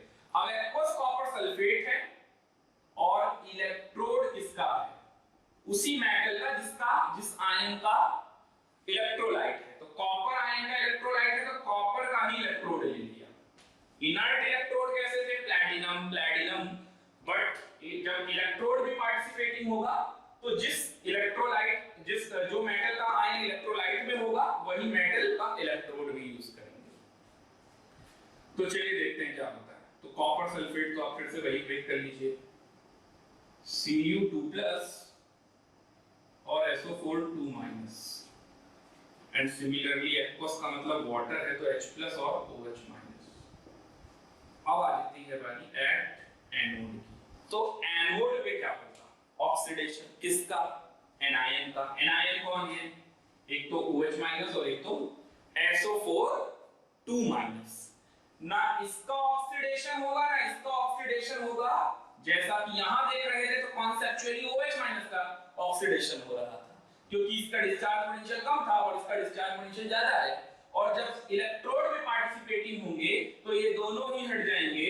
अब की बार कॉपर का ऑक्सीडेशन होगा। ये जो मेटल रॉड है कॉपर वो Cu2+ और 2 इलेक्ट्रॉन मिलेगा। ओके, ये बिल्कुल वही वाला नजारा है कि दो काबिल इंसान नौकरी के लिए गए हैं और मंत्री जी का फोन आ गया कि ये हमारा रिश्तेदार है, नौकरी इसको मिलनी चाहिए।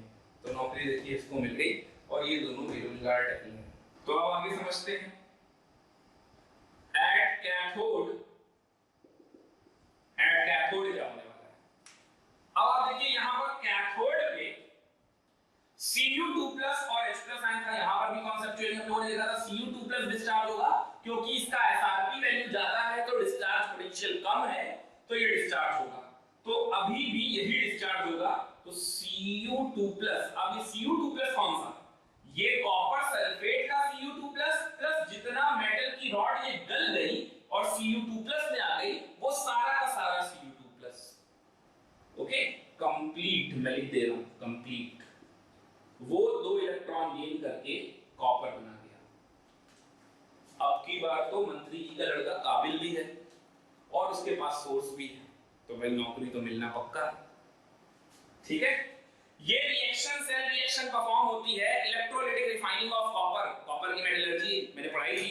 कॉपर की मेटलर्जी में अगर आपने देखा होगा तो वहां पर 99.98% प्योर कॉपर मिलता था। यानी कॉपर का इलेक्ट्रोड एनोड मड बनाते थे जो कॉपर का वही ऑक्सीडाइज होता था और वो सारा का सारा कॉपर आयन सॉल्यूशन में आ जाता था और सॉल्यूशन में कॉपर आयन और कॉपर सल्फेट का कॉपर आयन सारा का सारा डिस्चार्ज होकर कॉपर डिपॉजिट होता था। Pure copper deposited at cathode while pure copper settle at anode. Okay, तो ये है हमारा सेल रिएक्शन। आई होप आप लोगों को अच्छे से समझ में आ गया होगा। अब इसी पर बेस्ड आपको सेल रिएक्शन के जो भी और एग्जांपल मिल जाए आपको इससे प्रैक्टिस करना है और अदरवाइज मैंने इतने करा लिए हैं आपको कि आप इसको ही देखकर आपको सफिशिएंटली समझ में आ जाएगा। तो एक बार प्रैक्टिस जरूर कीजिएगा घर पे कि कैसे आपको रिवाइज करना है और कैसे आपको सेल रिएक्शन लिखना है। ओके, लिखना आना चाहिए, सिर्फ पन्ने पलटने से कुछ नहीं होने वाला है। तो नोट कर लीजिए यहाँ। तो चलते हैं अपने अगले टॉपिक पे, Faraday's law of electrolysis. Next heading डाल देंगे आप Faraday's law of electrolysis. Okay, तो फैराडे लॉ ऑफ इलेक्ट्रोलिसिस में फैराडे के 2 लॉ हैं, Faraday's first law and second law. तो सबसे पहले हम बात करते हैं Faraday's first law. Faraday's first law of electrolysis क्या होता है? फैराडे का फर्स्ट लॉ, तो देखिए सपोज ये हमारे पास कोई केमिकल सब्सटेंस है। अगर इस पे मैं Q चार्ज, अगर Q कूलम चार्ज मैं पास कर रहा हूं किसी W ग्राम सब्सटेंस पे, then the mass of the chemical substance discharge will be directly proportional to charge passed through it। आप लिख लेंगे according to the first law of Faraday's law of electrolysis, if Q charge is passed through a sample of any chemical substance, then the amount of substance discharge का मतलब oxidise और reduce से है कि W gram substance में आप यहां chemical substance रखेंगे और आप लिखेंगे कि W ग्राम सब्सटेंस डिस्चार्ज हुआ, तो वो जो W ग्राम सब्सटेंस ऑक्सीडाइज या रिड्यूस हो रहा है, W ग्राम सब्सटेंस ऑक्सीडाइज और रिड्यूस, इसी को बोलते हैं discharge. That is directly proportional to charge pass through it. यानी फैराडे का पहला लॉ बिल्कुल सिंपल सा है, किसी केमिकल सब्सटेंस में आप कुछ चार्ज पास कर रहे हो तो वो सब्सटेंस में जितना मास ऑक्सीडाइज या रिड्यूस हो रहा है उस केमिकल सब्सटेंस का let W gram, that is directly proportional to charge pass through it. अब इस प्रोपोर्शनैलिटी के साइन को ओपन करते हैं तो W इज इक्वल टू आ जाएगा ZQ। अब यहां पर Z क्या होता है, Z को बोलते हैं इलेक्ट्रोकेमिकल इक्विवेलेंट, और Q तो आपका चार्ज है, Q चार्ज है, और Q बराबर IT भी होता है, जहां पर I क्या है करंट और T क्या है टेम्परेचर नहीं टाइम, कितने टाइम तक दिया गया। तो इसका मतलब W इज इक्वल टू आप लिख सकते हैं ZIT, यहां तक नोट कर लेंगे और अब हेडिंग डालेंगे इसी के आगे। अपने को जानना है इलेक्ट्रोकेमिकल इक्विवेलेंट, इलेक्ट्रोकेमिकल इक्विवेलेंट यानी Z। बहुत सिंपल सा है, आप खुद सोचो कि यहां पर Z बराबर क्या होगा, तो Z बराबर आ जाएगा W बाई Q। तो अगर मैं 1 कूलम चार्ज पास करूं किसी सब्सटेंस पे तो उसका जितना मास ऑक्सीडाइज या रिड्यूस हुआ यानी डिस्चार्ज हुआ वो किसके बराबर होगा, इलेक्ट्रोकेमिकल इक्विवेलेंट के। ओके, तो आप लिख लेंगे if 1 coulomb charge is passed through a chemical substance then the mass of a substance oxidise और reduce is equal to electrochemical equivalent.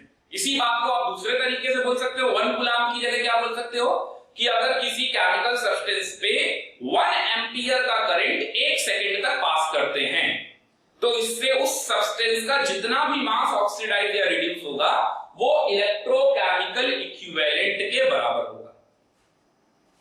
तो इंपॉर्टेंट स्टेटमेंट आप ध्यान रखिएगा, when 1 coulomb charge passed mass of chemical substance discharge, discharge का मतलब oxidise और reduce से, is called Z यानी इलेक्ट्रोकेमिकल इक्विवेलेंट। ये अभी आगे अपने काम आएगा, तो आपने डेफिनेशन के फॉर्म में तो अच्छे से लिख लिया है, बट शॉर्टकट में आपको ऐसे याद रखना है। 1 कूलम चार्ज पास करने पर जितना भी ग्राम सब्सटेंस ऑक्सीडाइज या रिड्यूस होता है वही Z के बराबर होता है। ओके, अब अपने को डिफाइन करना है, क्वेश्चन लिखेंगे इसी के आगे, डिफाइन 1 फैराडे और चार्ज ऑफ 1 मोल इलेक्ट्रॉन। 1 मोल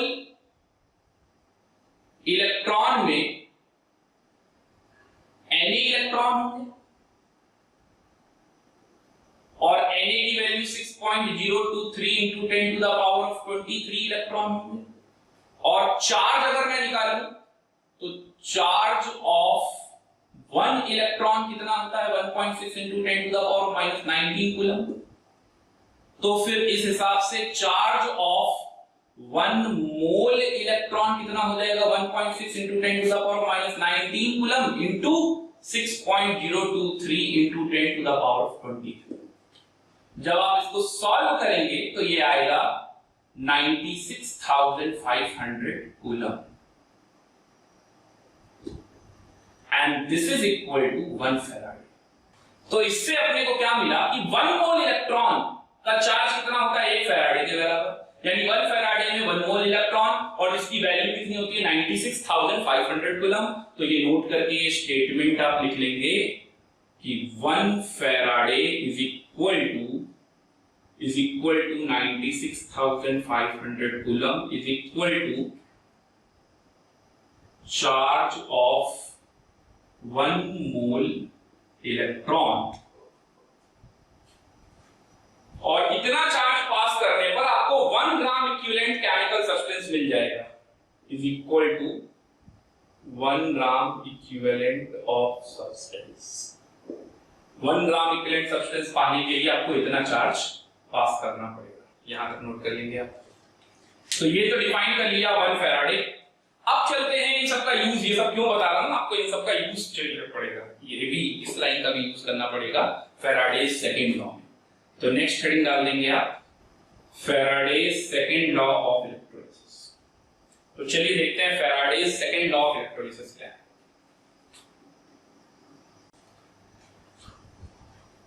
ये कोई केमिकल सब्सटेंस 1 है और ये कोई केमिकल सब्सटेंस 2 है। अगर केमिकल सब्सटेंस 1 और 2 दोनों में सेम चार्ज पास किया जाए, कैसे पॉसिबल है? सीरीज में कनेक्ट कर दिया जाए तो सेम चार्ज पास होगा।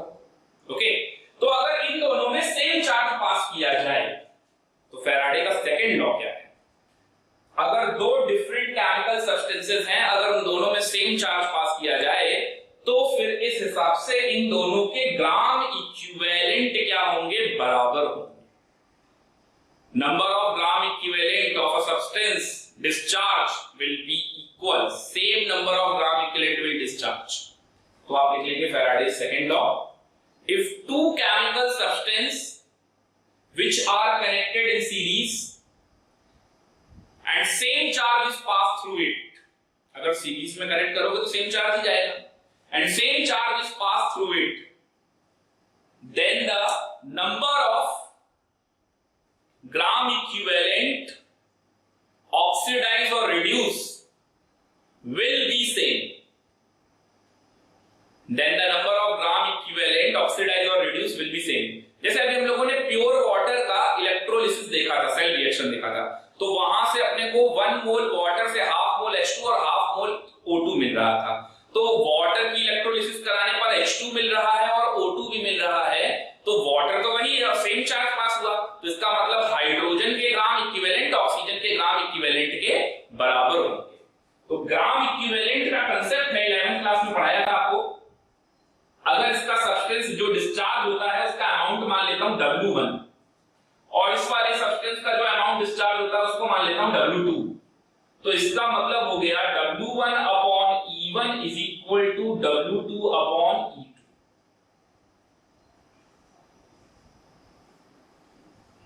This is Faraday's second law of electrolysis, यानी W अपॉन E जो कि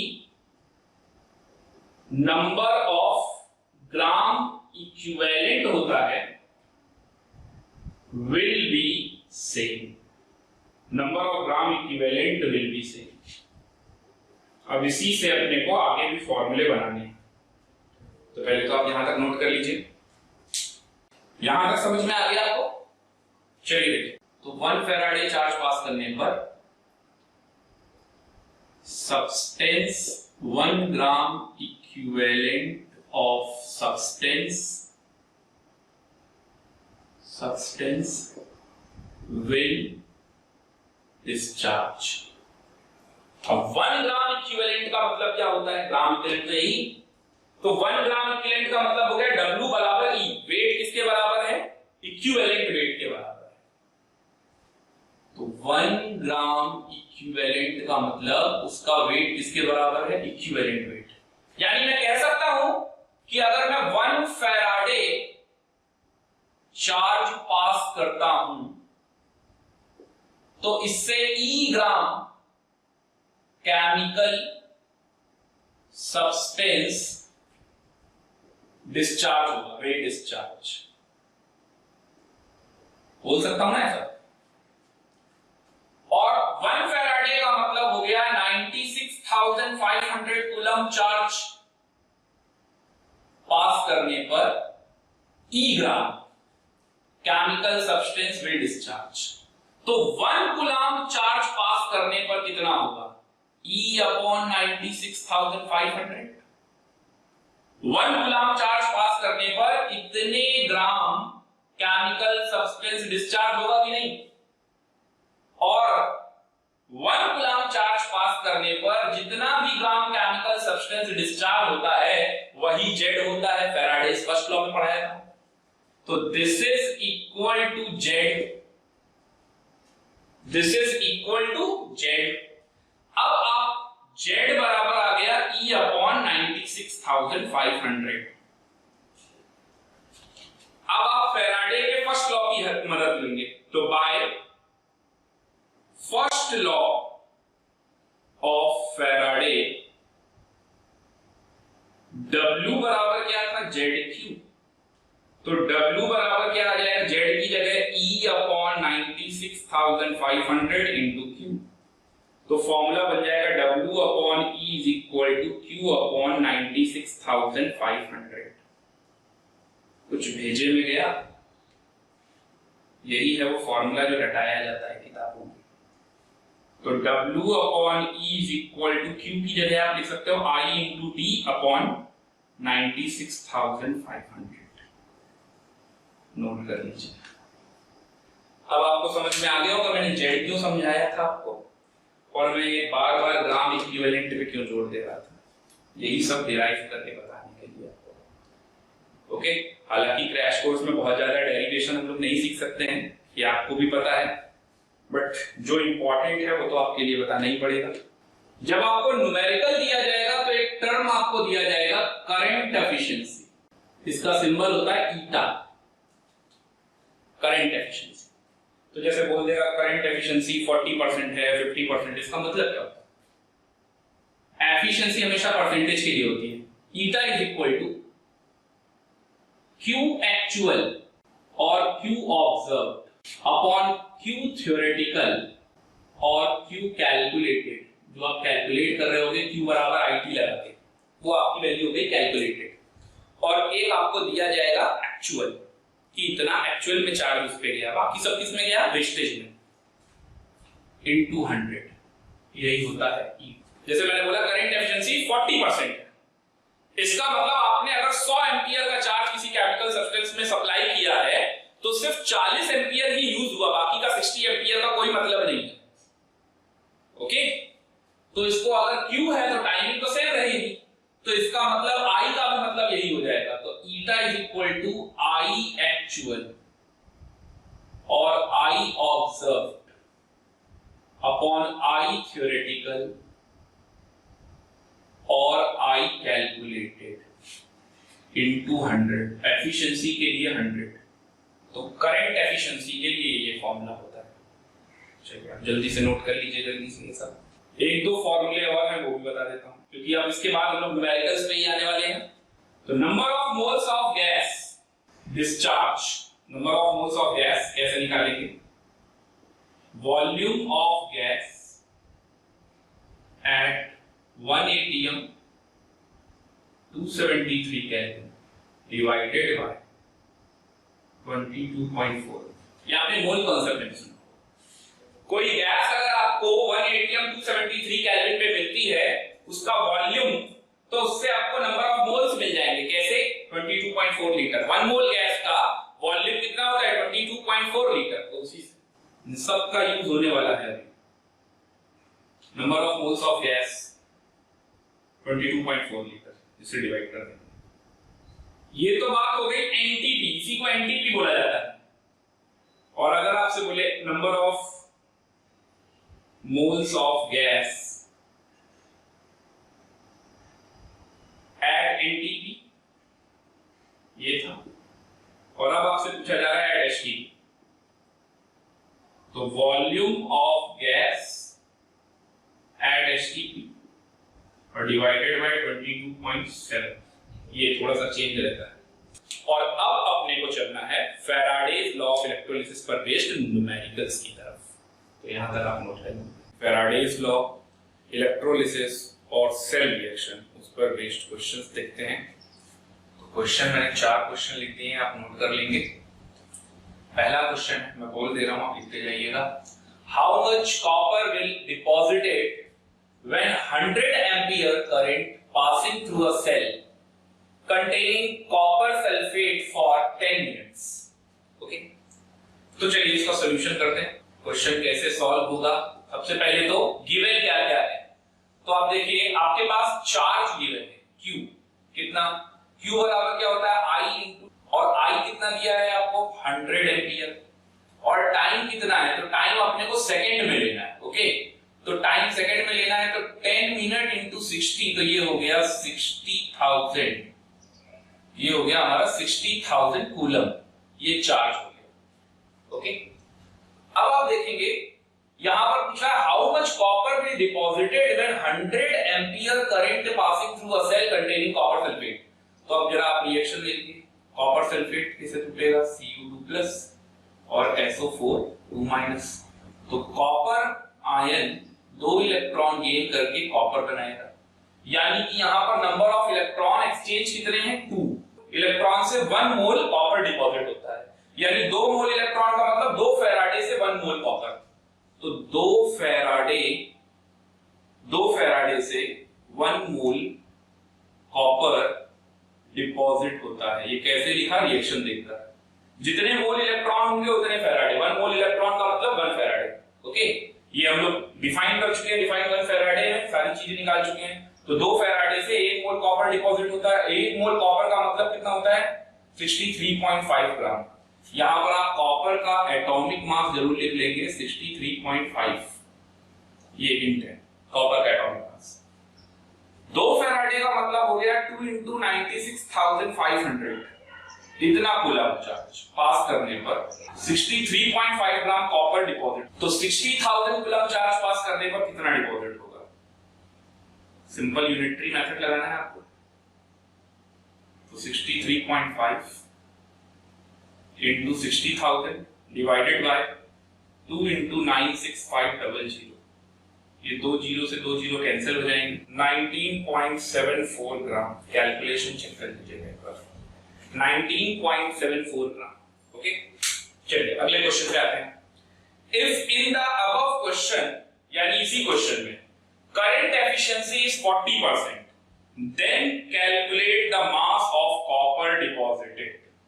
अगर इसी में करंट एफिशिएंसी कितनी होती 40%, तो कॉपर कितना डिपॉजिट होता। तो देखिए आपके पास Q कितना आया था 60,000, ओके, और ईटा कितना है 40%, यानी इसका 40% ही यूटिलाइज हुआ सेल में, बाकी 60% क्या हो गया, वेस्ट। 40% ऑफ 60,000। ओके, तो ये 2 जीरो आप कैंसिल कर दीजिए और ये आ जाएगा 24,000 कूलम चार्ज।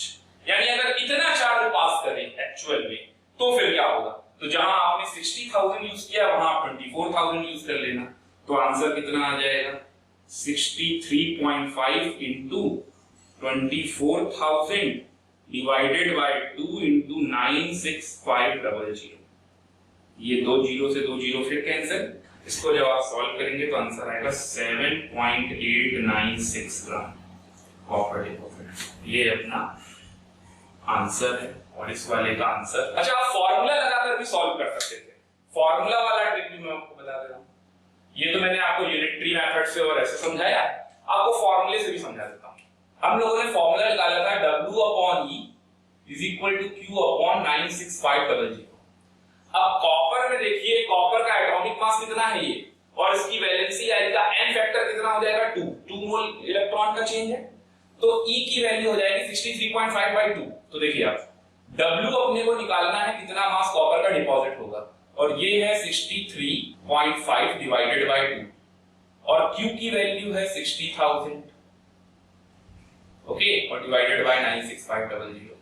तो आप देख सकते हैं W हो जाएगा 63.5 divided by 2 into 60,000 divided by 96500, जो कि यही आ गया 63.5 into 60,000 डिवाइडेड बाय 2 96500, यानी वही सेम आंसर आ जाएगा 19.74 ग्राम। जो आंसर इधर था वही था, तो आप फॉर्मूले से भी सॉल्व कर सकते हो। ओके, नोट कर लेंगे दोनों सॉल्यूशन। चलते हैं अगले क्वेश्चन पे पढ़ते हैं। Calculate the total volume of gas collected by the electrolysis of 9 gram of water at 1 atm 273 kelvin, यानी एनटीपी वाली कंडीशन है।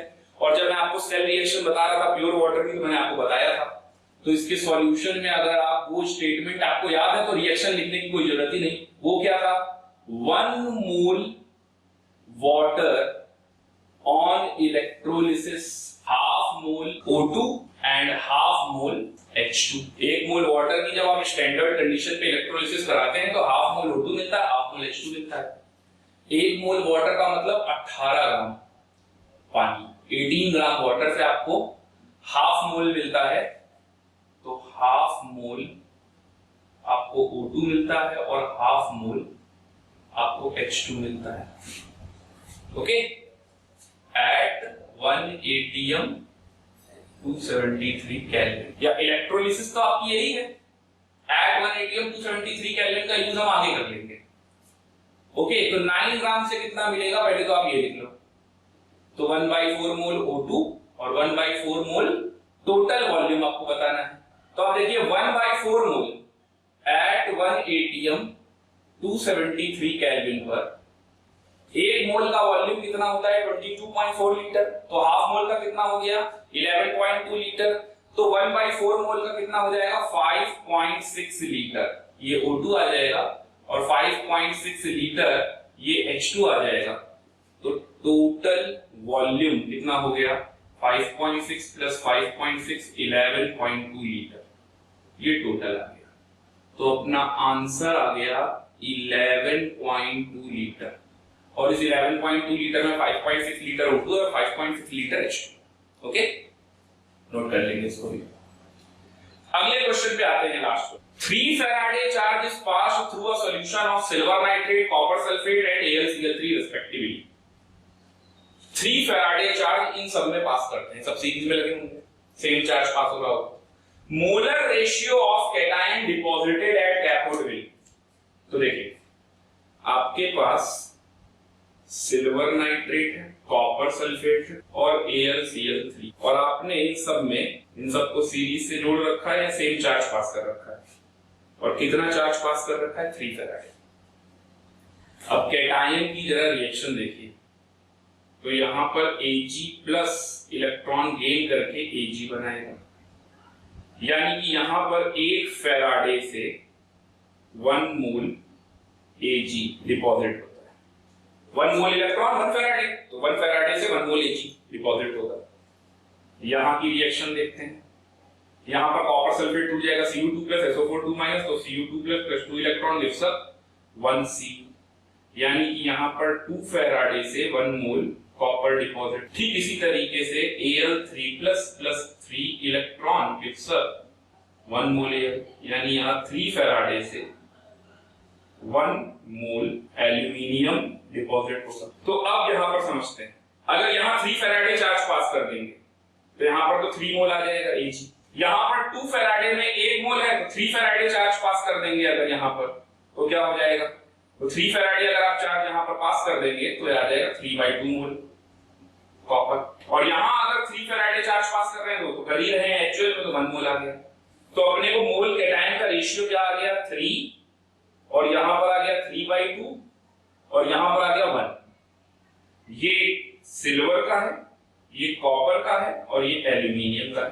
तो मोल रेशियो चाहिए तो इस पूरे में क्या करें 2 से मल्टीप्लाई कर दें, तो Ag/कॉपर/एल्यूमिनियम ये आ जाएगा 6:3:2। ये आंसर हो गया, नोट कर लेंगे। और इसी के साथ हमारा लेक्चर 1 फिनिश होता है। तो आज के लिए इतना ही, थैंक यू।